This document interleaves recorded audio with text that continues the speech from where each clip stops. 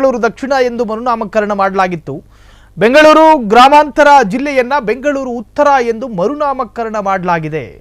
ಇದರ ಬೆನ್ನಲ್ಲೇ ಇದೀಗ ದಕ್ಷಿಣ ಕನ್ನಡ ಜಿಲ್ಲೆಯನ್ನು ಕೂಡ ಮಂಗಳೂರು ಜಿಲ್ಲೆ ಎಂದು ಮರುನಾಮಕರಣ ಮಾಡುವಂತೆ ಒತ್ತಾಯವೊಂದು ಕೇಳಿ ಬಂದಿದೆ. ದಕ್ಷಿಣ ಕನ್ನಡ ಹೆಸರಿಗೆ ರಾಜ್ಯದ ಹೊರಗೆ ಮನ್ನಣೆ ಇಲ್ಲ.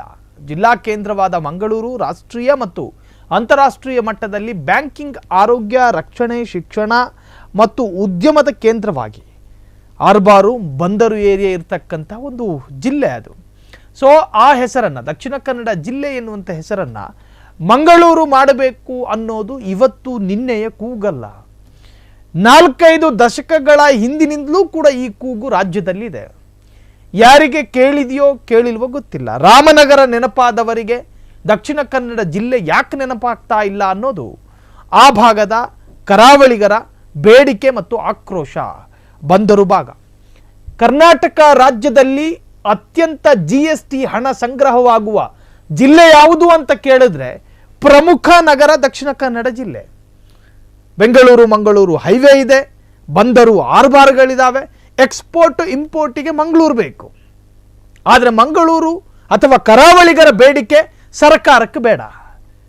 ಆರ್ಬಾರ್ ಇದೆ, ಸಮುದ್ರ ಮಾರ್ಗಗಳಿದ್ದಾವೆ, ಆ ಮೂಲಕ ಅಂತಾರಾಷ್ಟ್ರೀಯ ಮಟ್ಟದ ವ್ಯವಹಾರಗಳು ನಡೆಯುತ್ತೆ. ಆ ಪ್ರದೇಶದ ಜನರ ಬೇಡಿಕೆ ಏನು ಅನ್ನೋದನ್ನ ಕೇಳಿ ತಿಳಿದುಕೊಳ್ಳುವ ಆಸಕ್ತಿ ರಾಜಕಾರಣಿಗಳಿಗೂ ಇಲ್ಲ, ರಾಜಕೀಯ ಶಕ್ತಿಗಳಿಗೂ ಇಲ್ಲ.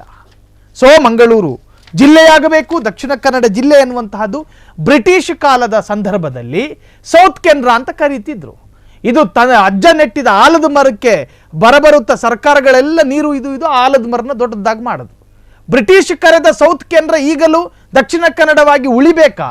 ಯಾಕೆ ಮಂಗಳೂರು ಜಿಲ್ಲೆಯಾಗಬಾರದು? ಇದು ಅಲ್ಲಿನ ಜನರ ಒಂದು ಬೇಡಿಕೆ. ಅದಕ್ಕೆ ಸರ್ಕಾರ ಸ್ಪಂದಿಸಬೇಕು ಅನ್ನೋದೇ. ಕ್ಷಣ ಕ್ಷಣದ ಸುದ್ದಿಗಳಿಗಾಗಿ ಫ್ರೀಡಂ ಟಿವಿ ಸಬ್ಸ್ಕ್ರೈಬ್ ಮಾಡಿ, ಲೈಕ್ ಮಾಡಿ ಹಾಗೂ ಫಾಲೋ ಮಾಡಿ. ಹೊಸ ಸುದ್ದಿಗಳ ನೋಟಿಫಿಕೇಶನ್ಗಾಗಿ ಬೆಲ್ ಐಕಾನ್ ಮೇಲೆ ಕ್ಲಿಕ್ ಮಾಡಿ.